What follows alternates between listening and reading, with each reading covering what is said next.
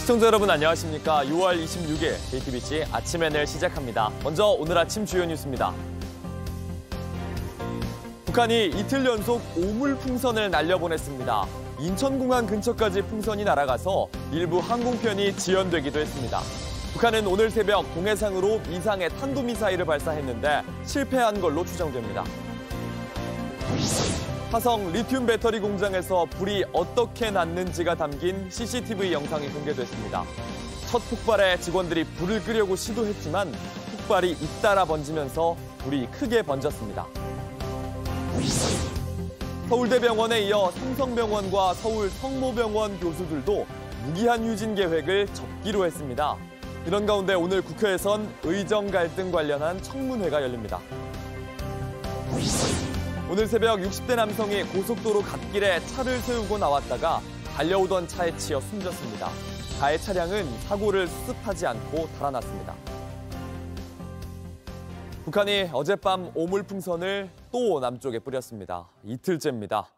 이번엔 도심에 이어 인천공항 인근까지 날아가서 항공기 이착륙에 차질까지 있었습니다. 윤정식 기자입니다. 북한이 또 오물풍선을 남쪽으로 날려보냈습니다. 350여 개의 오물풍선을 날려보낸 지 하루 만인데 올해 들어 6번째 도발입니다. 지난 20일 탈북단체들이 대북전단을 살포하자 북한이 이에 대응해 이틀 연속 오물풍선을 보낸 걸로 보입니다. 이번에도 상당수 풍선들은 수도권에 떨어졌습니다. 특히 인천공항 일대에서도 풍선이 발견되면서 오늘 새벽 1시 46분부터 항공편 수십여 대 이착륙이 지연되기도 했습니다. 오늘 같은 경우는 연간 항공을 지나갔어요. 버드 스트라이크 같은 경우도 위험한 게 엔진에 빨려 들어가면 문제가 생길 수 있잖아요. 초기 오물풍선에는 퇴비, 인분 등이 담겼던 것과 달리 그젯밤에는 종이류만 담아 보냈는데 이번 풍선에는 어떤 내용물이 실려 있는지 아직 확인되지 않았습니다. 합동참모본부는 최근 대북 확성기 방송 대응을 자제 중입니다. 그러나 방송할 준비는 항상 돼 있다고 말해 도발 수위를 감안해 대응할 것임을 내비쳤습니다. 앞서 윤 대통령은 6.25 전쟁 74주년 기념식에서 북한을 강도 높게 비난했습니다. 핵과 미사일 능력을 고도화하여 끊임없이 도발을 획책하고 있습니다. 최근에는 오물풍선 살포와 같이 비열하고 비이성적인 도발까지 서슴지 않고 있습니다. 윤 대통령은 부산에 정박 중인 미국 항공모함을 찾았는데 한국에 대한 미국의 철통 같은 방위 공약을 상징하는 것이라고 강조했습니다. 현직 대통령으로선 세 번째로 미국 항공모함에 승선한 건데 북한과 러시아의 군사적 밀착 움직임을 견제하기 위한 걸로 보입니다. JTBC 윤정식입니다. 북한이 오늘 새벽 동해상으로 탄도미사일을 발사했지만 실패한 걸로 보입니다. 합동참모본부는 오늘 새벽 5시 35분쯤 국방부 출입기자단에 북한이 동해상으로 미상의 탄도미사일을 발사했다고 밝혔습니다. 이어 1시간쯤 뒤에 실패한 걸로 추정된다고 추가로 알려왔습니다. 군 당국은 북한이 발사한 미사일의 기종과 비행거리 등 자세한 재원을 분석하고 있습니다. 북한이 탄도미사일을 발사한 건 지난달 30일 600mm 구경 초대형 방사포를 발사한 이후 약 한 달 만입니다. 화성 리튬 배터리 공장에서 난 화재가 어떻게 시작됐는지 당시 내부 CCTV 영상이 공개됐습니다. 첫 폭발 이후에 몇몇 직원이 불이 번지는 걸 막고 소화기로 진압을 시도했지만 점점 더 큰 폭발이 계속해서 이어지면서 불과 40여 초 만에 현장은 암흑으로 뒤덮였습니다. 이자연 기자입니다.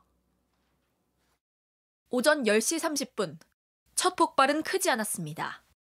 소리와 함께 흰 연기가 피어오르자 근처를 지나던 직원이 깜짝 놀랍니다. 모여든 직원들이 불이 옮겨붙지 않게 주변 물건을 치우기 시작합니다. 하지만 25초 만에 두 번째 폭발이 일어나고 연속적으로 터지기 시작합니다. 분말 소화기를 사용해보지만 이미 연기는 걷잡을 수 없이 퍼져나갑니다. 폭발은 점점 강해집니다. 튕겨나간 파편이 뒤쪽으로 떨어집니다. 결국 1차 폭발이 일어난 지 42초 만에 화면은 시커먼 연기로 완전히 뒤덮여 아무것도 보이지 않습니다. 이후 리튬 배터리 3만 5천 개가 폭발했습니다. 이렇게 불이 크고 빠르게 번지면서 직원들은 탈출하지 못하고 숨진 것으로 보입니다. 이 불로 내부에 있던 노동자 23명이 숨졌습니다. 마지막 실종자가 어제 오전 수습됐는데 40대 한국인 남성으로 확인됐습니다. 지금까지 신원이 확인된 사망자는 이 남성을 포함해 3명뿐입니다. JTBC 이자연입니다. 이번 화재의 희생자 23명 중 18명은 외국인입니다. 이들은 대부분 용역회사가 파견한 일용직 노동자였는데요. 그런데 이 용역회사의 주소가 불이 난 공장과 같은 주소였습니다. 경찰이 불법 여부를 조사하고 있습니다. 김한수 기자입니다. 숨진 18명 외국인 노동자들은 대부분 한 도급업체 소속입니다. 용역회사에서 필요할 때 이렇게 파견을 받아서 쓰는 일용직인 분들이 대부분이고 추적해봤습니다. 그런데 이 업체 주소, 불이 난 아리셀 공장과 주소가 같은 곳이었습니다. 이유가 있었습니다.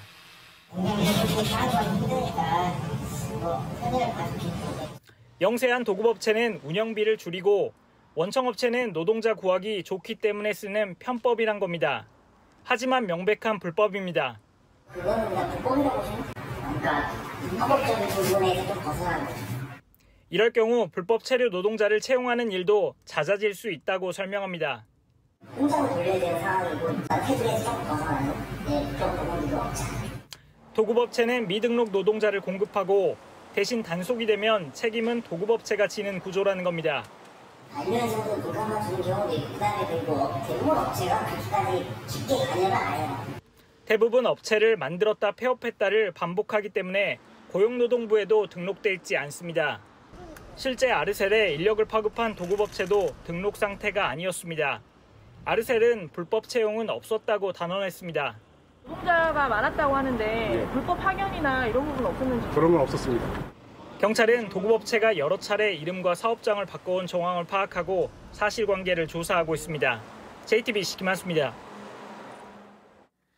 이른바 빅5 병원 중에 서울대병원에 이어 삼성병원, 서울성모병원 교수들도 무기한 휴진 이 계획을 접었습니다. 나머지 병원들도 진료를 놓는 대신 다른 방법을 택할 걸로 보입니다. 하지만 여전히 전공의와 의대생들 돌아오지 않고 있습니다. 국회는 오늘 의정 갈등과 관련한 청문회를 여는데 조규홍 복지부 장관과 임현택 의협회장이 처음으로 마주합니다. 이재승 기자입니다. 서울대병원에 이어 대한의사협회도 무기한 휴진을 사실상 접기로 한 가운데 빅5 병원에 속하는 삼성병원과 서울성모병원 교수들도 한 발 물러섰습니다. 삼성서울병원, 강북삼성병원 교수들이 속한 성균관 의대교수 비대위는 어제 총회를 열고 일정 기간의 휴진을 일시 유예하기로 했다고 밝혔습니다. 앞서 서울성모병원 교수 등이 속한 카톨릭대 의대 교수 비대위도 무기한 휴진을 당분간 유예한다고 말했습니다. 응답 교수 70%는 휴진보단 경증 환자의 진료를 줄이는 방식으로 바꿔야 한다고 했습니다. 환자를 외면하기 어려웠던 겁니다. 다음 달 4일부터 휴진한다던 서울 아산병원 교수들도 휴진 기간을 줄이거나 투쟁 방식을 바꾸는 걸 검토하고 있습니다. 이에 맞춰 정부는 의사들과 대화하겠다는 뜻을 밝혔습니다. 올바른 의료를 위한 특별위원회를 구성하고 의정협의에 참여할 의사가 있다고 밝혔습니다. 적극 환영합니다.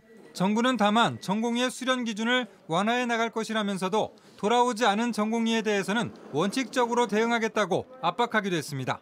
이런 가운데 오늘 국회 보건복지위에서는 의대 증원 과정을 되짚는 청문회가 열립니다. 이 자리에선 조규홍 보건복지부 장관과 임현택 대한의사협회 회장이 직접 대면할 것으로 보입니다. 임 회장이 지난 5월 취임한 이후 조 장관과 한자리에 모이는 것은 오늘 청문회가 처음입니다.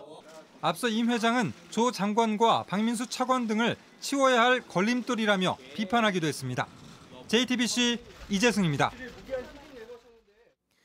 오늘 새벽 고속도로 갓길에 잠시 차를 세워두고 나와 있던 60대 남성이 뒤에서 달려오던 차에 치여 숨졌습니다. 가해 차량은 그대로 달아났습니다. 대전에선 1톤 화물차가 SUV 차량을 뒤에서 들이받는 사고가 났습니다. 밤사이 사건 사고 이자연 기자입니다. 어두운 새벽 차들이 제자리에 멈춰 서 있습니다. 갓길에 세워진 차 옆에 경광봉을 든 경찰이 서 있고 이내 구급차가 도착합니다. 오늘 새벽 1시 10분쯤 경북 칠곡군의 부산 방향 다부나들목 인근에서 달려오던 차량이 60대 남성을 들이받았습니다. 이 남성은 자신의 차를 갓길에 세워두고 잠시 내려 서 있다가 변을 당했습니다. 갓길에 차가 돼 있고 이 차선에 사람이 동물인지 모르겠는데 죽는 것처럼 보이다 이렇게 지금. 이 남성은 끝내 숨졌습니다. 사고를 낸 차량 운전자는 사고를 수습하지 않고 그대로 달아났습니다. 신고를 받고 출동한 경찰은 가해 차량을 추적하고 있습니다. 승용차 한 대가 도로 위에 서 있습니다. 오른쪽 앞바퀴가 뒤틀렸습니다. 오늘 새벽 4시 15분쯤 대전 학하동의 한 도로에서 승용차가 연석을 들이받았습니다. 경찰은 운전자가 술을 마시고 운전을 하다 사고를 낸 것으로 보고 조사를 이어가고 있습니다. 어젯밤 10시 대전 서구의 한 교차로입니다. 1톤 화물차가 신호를 기다리던 SUV 차량을 뒤에서 들이받았습니다. 경찰은 화물차 운전자가 브레이크를 제때 밟지 못한 것으로 보고 정확한 사고 경위를 조사하고 있습니다. JTBC 이자연입니다. 미국 워싱턴에선 6월 폭염이 며칠째 계속되면서 밀랍으로 만든 링컨 대통령의 조형물이 녹아내렸습니다. 그런데 중서부에선 기록적인 폭우가 쏟아지면서 댐이 넘치고 다리가 무너졌습니다. 워싱턴 김필규 특파원입니다. 에이브러함 링컨 대통령 조형물에 목이 사라졌습니다. 밀랍으로 만든 다리는 떨어져 나갔고 의자는 양초처럼 흘러내립니다. 이곳은 남북전쟁 당시 탈출한 흑인 노예들의 피난처가 있던 워싱턴의 한 초등학교입니다. 이를 기념하기 위해 링컨 조형물을 세웠지만 올여름 기록적인 폭염을 버텨내지 못했습니다. So I live not far from here, so we've seen it as part of an art exhibition. I think unfortunately that's, DC in the summer, but I think this is, it reached higher temperatures than normal for June. 지난주부터 워싱턴을 포함한 미 동북부 지역에는 35도가 넘는 무더위가 이어졌습니다. 8년 만에 가장 더운 6월 날씨입니다. 이 조형물을 만든 작가는 60도까지는 올라도 버틸 수 있다고 봤는데 이렇게 쉽게 녹아버릴 줄은 몰랐다고 했습니다. 또 기후변화의 심각성을 보여주는 일이라며 당분간 조형물을 그대로 두기로 했습니다. 이례적인 무더위는 중서부 지역에는 물폭탄을 가져왔습니다. 며칠째 폭우가 내린 사우스다코타에선 갑자기 불어난 강물에 다리가 무너졌고 미네소타에선 댐이 넘치면서 일대가 물바다가 됐습니다. My family house, where I grew up, is threatened by the force of Mother Nature, the water, and you're not stopping Mother Nature. 미국 기상청은 이번 무더위로 미국 전역에서 1억 명 이상이 폭염 경보나 주의보의 영향권에 놓였다고 밝혔습니다. 워싱턴에서 JTBC 김필규입니다. 온라인에서 화제가 된 뉴스, 화제가 될 뉴스를 골라 전해드립니다. 아침엔 소셜픽입니다. 싱가포르의 한 카지노에서 잭팟에 당첨된 영상이 온라인에 퍼지고 있습니다. 우리 돈 55억을 딴 직후 심장마비가 왔다는 내용인데요. 사람들이 몰려있는 카지노 바닥에 사람이 쓰러져 있습니다. 주변엔 칩이 떨어진 모습도 보이는데요. 옆에 있던 이 여성은 울기 시작했습니다. 이 영상 지난 주말 싱가포르의 마리나 샌즈베이 카지노에서 한 남성이 400만 달러, 약 55억 원을 따고 축하하다가 심장마비를 일으켰고 결국 사망했다는 내용으로 화제가 됐습니다. 영국의 데일리메일 등 여러 외신도 이 내용을 보도했는데요. 정말 잭팟의 충격으로 심정지가 온 걸까요? 하지만 카지노 측은 전면 부인했습니다. 남성은 병원으로 옮겨져서 회복 중이며 그만큼 많은 돈을 따지도 못했다면서 가짜뉴스가 손님과 가족에게 고통을 주고 있다고 밝혔습니다. 광화문 광장에 100m 높이의 태극기가 설치될 예정입니다. 서울시는 대형 태극기와 꺼지지 않는 불꽃을 예술과 기술을 집약시킨 작품으로 만들겠다고 했는데요. 응답자 1000명 중 85%가 태극기에 대한 긍정적인 감정을 가지고 있다고 조사되었습니다. 국민 통합의 구심점이 되었습니다. 미국 워싱턴 DC의 모뉴먼트나 아일랜드의 더블린 스파이어 등 역사와 문화를 대표하는 장소의 상징물을 서울에도 만든다는 겁니다. 실제 불꽃을 설치한 외국의 사례를 참고해서요. 애국과 불멸의 상징인 불꽃도 만들어집니다. 서울시는 예산 110억 원을 들여서 2026년 2월까지 이 건립을 마무리할 계획입니다. 하지만 태극기 설치가 애국심을 상징한다는 이 내용, 국가주의적이다, 시대착오적인 방식이다 이런 비판도 있습니다. 세종대왕 동상도 있고 이순신 동상도 있고 조형물들이 많은데 이런 또 대형 태극기 조형물을 설치하는 게 맞느냐라는 지적도 나오고 있고 광화문의 어떤 활력을 불러올 수 있는 그런 새로운 세계에 없는 시설로서 그런 의미가 있다고 판단을 하고요. 그래서 한 경찰서 홈페이지 민원 창구에 하루 만에 수천 개 넘는 글이 올라왔습니다. 온라인에서 화제가 된 이 사건 때문이었습니다. 지난 25일 올라온 한 글에는 남성이 경찰과 대화를 나눈 상황이 보여져 있습니다. 한 여성이 아파트 여자 화장실에서 누군가 쳐다보는 것 같다며 신고를 했고 인상착의를 파악한 경찰이 남성을 찾아온 겁니다. 남성은 자신이 아니라면서도 피해자의 일관된 진술이면 심증만으로도 처벌받을 수 있다, 이런 우려에 공론화를 결정했다고 밝혔습니다. 이 남성은 사건 조회가 늦어지자 경찰로 직접 찾아갔습니다. 근데 그런 적 없어요? 무슨 소리? 네, 없죠. 당연히 없죠. 그냥 기다리세요. 저는 사건이 온라인에서 알려지면서 경찰의 대응이 도마 위에 올랐습니다. 지목당한 경찰서의 민원 창구에는 반말을 하지 말라, 성범죄자로 몰아가지 말라며 2,500개 가까운 글이 이어지는 상태입니다.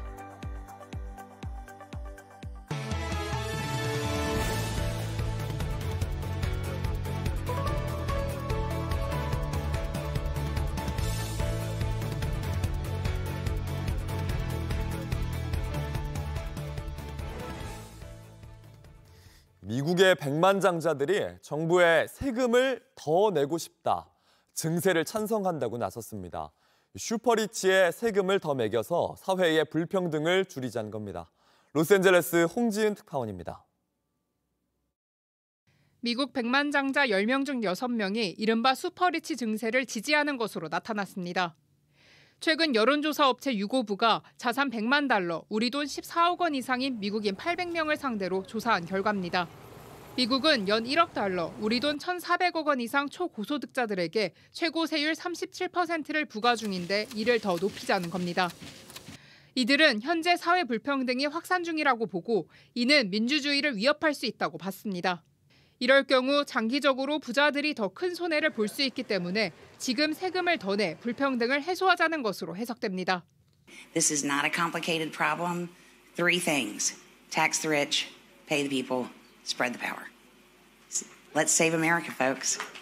부자 증세는 오는 11월 미국 대선의 주요 쟁점 중 하나입니다. 조 바이든 대통령은 부유층에게 부유세 25%를 거두고 소득세 최고 세율을 현재 37%에서 39.6%로 상향해야 한다는 입장입니다. If we just charge them, had a tax code that charged them 25%, not the highest rate, 25%. You know how much that would raise over the next 10 years? $400 billion. 반면 도널드 트럼프 전 대통령은 자신이 대통령 재임 시절 실시한 감세 정책을 이어가겠다는 계획입니다. 그럼에도 트럼프 전 대통령은 주요 기업인들의 지지를 못 받고 있습니다. 경제 전문지 포천지 선정 100대 기업인 가운데 트럼프 전 대통령을 후원한 인물은 한 명도 없는 것으로 집계됐습니다. 로스앤젤레스에서 JTBC 홍지은입니다. 대통령실과 각을 세운 한동훈 전 비대위원장의 최상병 특검법 제안이 국민의힘 전당대회의 핵심 쟁점이 됐습니다. 다른 당권 주자들의 비판이 이어지는 가운데 여야 중진 의원들이 특검법에 힘을 실었습니다. 류정화 기자입니다. 한동훈 전 비대위원장은 최상병 특검법의 필요성을 다시 강조하며 당내 여론 설득에 나섰습니다. 거부권을 행사한 이후에 재의결이 됐었을 때 이 정도의 합리적인 대안을 제시하지 않은 상태에서 재의결하는 것을 막을 자신이 있습니까? 이미 이 특검 논리가 어떻고 저떻다 이거 얘기할 단계가 좀 지났다는 제 판단인 겁니다. 다른 당권 주자들은 정치적 미숙함이 드러났다, 총선 참패 책임론을 물타기 하려는 술수라며 강하게 비판했습니다. 최상병 특검법을 다시 들고 나오는 것 자체가 우리가 특검 정국에 다시 매몰되게 하는 거에 기름을 부은 꼴이다. 그런데 당내에서도 한 전 위원장의 힘을 싣는 발언이 나왔습니다. 21대 국회 때부터 특검법 찬성 의견을 밝혔던 안철수 의원입니다. 보수 수청에서도 이것이 우리의 핵심 가치 중에 하나인 안보와 국방 문제인데 여기에 대해서는 클리어하고 넘어가야 되는 것이 아닌가. 민주당에서도 이재명 대표와 가까운 정성호 의원이 이례적으로 호의적인 평가를 내놨습니다. 상당한 진일보라고 평가하며 제3자 추천 특검의 과거 전례도 있다고 했습니다. 거부권 행사하게 되면 굉장히 많은 시간이 필요합니다. 한동훈 전 비대위원장이 제시한 이 안을 저는 이번 회기 때 합의해갖고 본회의에서 의결하면 얼마나 좋겠습니까? 다만 전반적으로는 민주당도 부정적인 기류가 강해 합의를 이룰 수 있을지는 미지수입니다. JTBC 류정화입니다. 다이슨의 유명 헤어드라이기를 반값에 판다면서 소비자를 현혹하고 배송도 환불도 안 해주는 사건이 또 일어났습니다. 지금까지 2억 원 넘는 피해가 발생한 걸로 추산되는데요. 서울시가 소비자 피해주의보를 내렸습니다. 정아람 기자입니다. 딸 취업 선물을 고르던 A씨는 다이슨 에어랩을 싸게 판다는 네이버 광고를 보고 한 사이트에서 상품을 샀습니다. 그런데 아무리 기다려도 상품은 오지 않았습니다. 입고가 늦어졌습니다. 입고가 완료되면 14일부터는 될 것이고 18일에는 무조건 배송이 완료될 것입니다. 라고 했고 불안한 마음에 환불을 요청했지만 그마저도 거부당했습니다. B씨도 상황이 비슷합니다. 계속 며칠까지 기다려라. 이제 연락 두절이 다 취소되면서 결국에 취소 처리도 안 되고 돈도 못 받고. 항의 댓글을 달자 바로 삭제됐고 아예 아이디까지 없애버렸습니다. 계속 리뷰를 달았더니 한 하루 이틀인가 있다가 등록된 아이디가 아닙니다. 그 화면이 뜨더라고요. 암호 저장을 눌러놔서 착각할 일은 절대 없죠. 같은 피해를 당한 사람만 400여 명.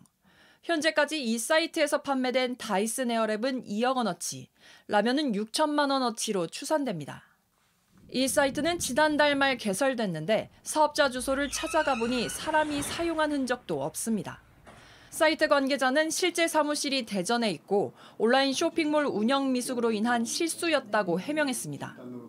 이거를 쭉 해왔던 사람들이 아니잖아요. 취소 거래에 대한 어떤 처리도 미숙했고 초짜여서 사실은 일어난 해프닝에 가까운 건데 저희가 정리 깔끔하게 하겠습니다.